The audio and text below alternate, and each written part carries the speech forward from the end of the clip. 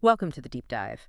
Today, we're digging into a stack of sources articles, some research papers, our own notes, really, to unpack a tool that honestly changes how you see networks. We're talking about Wireshark.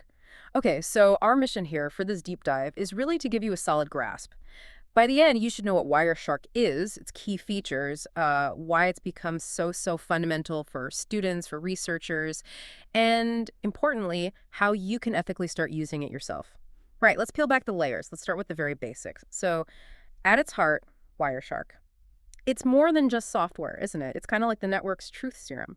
Exactly. It cuts through all the abstraction, lets you see the raw data, the actual conversations happening between devices. Like a microscope for network traffic. Precisely. A network microscope. It captures these packets, these little bundles of data, and then displays them so you can analyze them really closely. And it handles a lot of different types of traffic, right? Something like Well, over 3,000 protocols. Yeah, the protocol support is massive. Yeah. And it runs pretty much everywhere. Windows, Mac OS, Linux. Very versatile. So that microscope idea you mentioned, what are the specific features that really make it work like that? What makes it so powerful? Well, first up is live packet capture. That means you can watch the traffic in real time as it's happening, like listening in on a live conversation. Okay, seeing it live is one thing, but then what? Then comes the detailed analysis. This is where the real power lies, I think. You can look Right. inside each packet, see the headers, the payload, everything. And crucially, it has really extensive filtering. Ah, filtering so you don't get drowned in data. Exactly. There's often so much traffic. Filters let you zero in, like just show me web traffic or only show me packets from this specific computer. It makes analysis manageable. And we mentioned it runs everywhere, multi-platform support. Right. Big plus for accessibility. And another huge factor is that it's free and open source. Under the GNU GPL license, yeah. Means the code is out there for anyone to see, to modify, to contribute to. That transparency, that community effort. It's a big reason why it's so widely trusted and constantly improving. And that open nature ties into education too, doesn't it? Like, there are resources built around it. Absolutely. The Wireshark Foundation supports it, provides tutorials, labs. It's baked into the learning process. Which brings us to maybe the core question, why? Why has Wireshark become such a non-negotiable tool for anyone learning or researching networks and cybersecurity? Well, in education, it's basically become standard. It's in almost every networking or cybersecurity course you can think of. Certifications, too, like for penetration testing. Why do you think that is? Because it makes the theoretical real. Mm. You read about TCP handshakes in a textbook, but with Wireshark, you can actually capture one and see the SYN, ACK packets going back and forth. It clicks. That's a great point. And those Jim Kuro's Wireshark labs are a perfect example of that, aren't they? Oh, absolutely.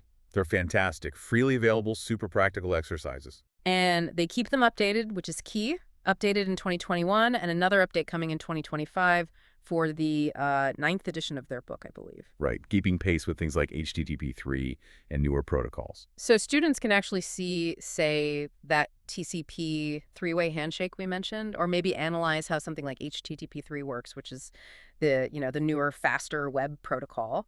It makes abstract concepts tangible. And connecting this to the bigger picture, Wireshark's usefulness goes way beyond the classroom. It's a serious research tool. Okay, how so? In research? For network performance analysis, for starters, researchers use it all the time to diagnose problems, packet loss, latency issues, figuring out what's eating up bandwidth. Do you have an example? Yeah, there's a study in 2023, I think, where they used Wireshark statistical tools specifically to analyze performance on home Wi-Fi networks. Yeah. Finding bottlenecks, seeing how efficient things really are. Interesting. So performance tuning. What about security research? Oh, definitely. It's indispensable there.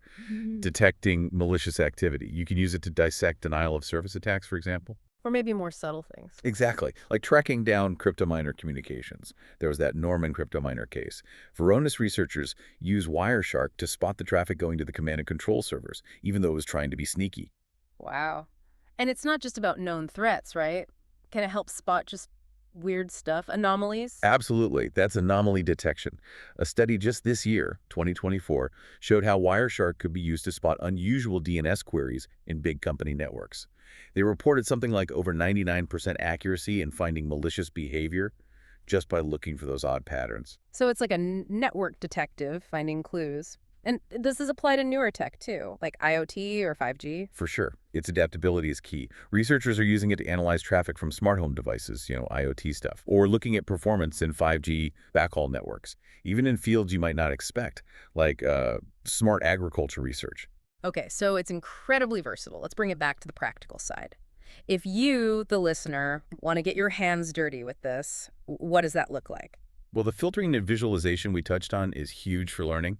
You can apply a filter like TCP.port equals 80, Right, to see only standard web traffic. or maybe up intercom to just see ping requests and replies. It helps you focus and really understand specific protocols without all the noise. Makes learning much faster. And for lab work, or if you need faster results. There's T-Shark. That's the command line version of Wireshark. Great for scripting or quick analysis in a terminal. And tools like MergeCap let you combine capture files. These allow for, near real-time analysis and experiments. And for the really advanced users, people developing new things. They can do custom protocol development. If you're working with a brand new protocol or something proprietary, Wireshark might not understand it initially. So you can teach it. Essentially, yes. You can write what are called dissectors, often using a scripting language like Lua, to tell Wireshark how to decode that specific traffic. Or, since it's open source, you could even modify the core C code if needed. That level of customization is pretty impressive. It really is. Which raises a good point. Networks are always changing. How does Wireshark actually keep up? That's a critical question.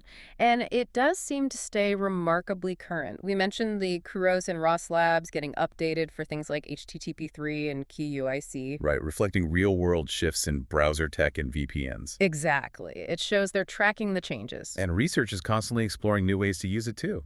There's recent work, 2023, 2024, looking at Wireshark as potentially like a core component for building intrusion detection systems. So not just analysis after the fact, but maybe real-time detection. Yeah, experiments are showing promise in using its engine to spot malicious packets live on the network.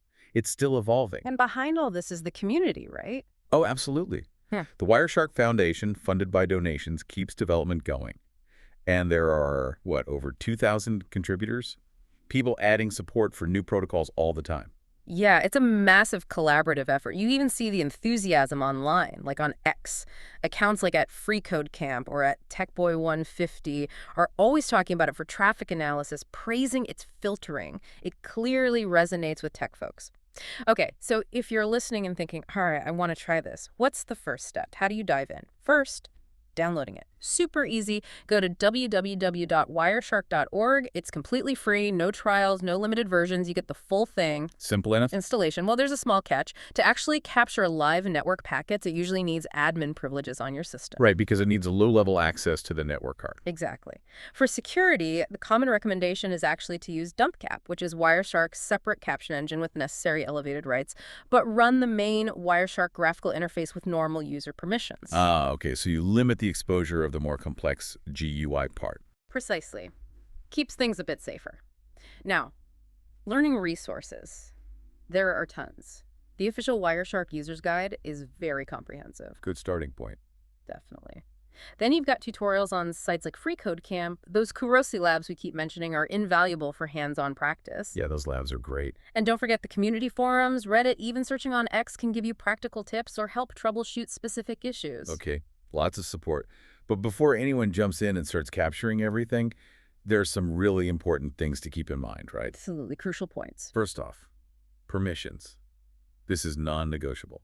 You must only use Wireshark on networks where you have explicit, clear permission to do so. Cannot stress that enough. Sniffing packets on networks you don't own or have permission for is illegal and unethical, period.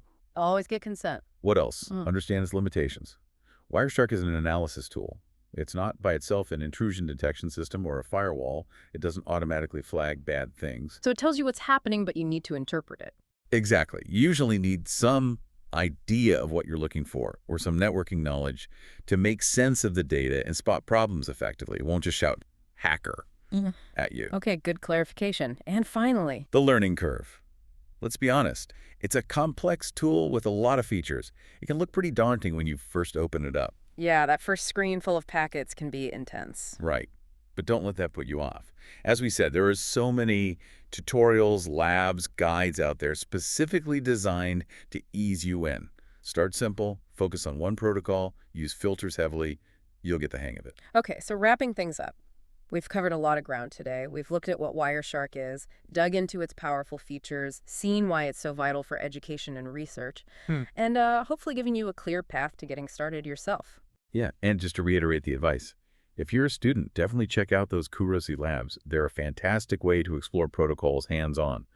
If you're more on the research side, think about how you can leverage Wireshark, its filtering, its stats tools for performance studies, security investigations, or even exploring emerging tech. And definitely engage with the community, the forums, social media, lots of practical knowledge sharing happens there. So here's a final thought to leave you with. Think about all those invisible digital conversations happening constantly around you on your phone, your laptop, your network.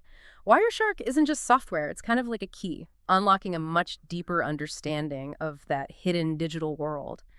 How might actually seeing that data flow change how you think about connectivity, about security? Just remember, always use it ethically and make sure you have permission.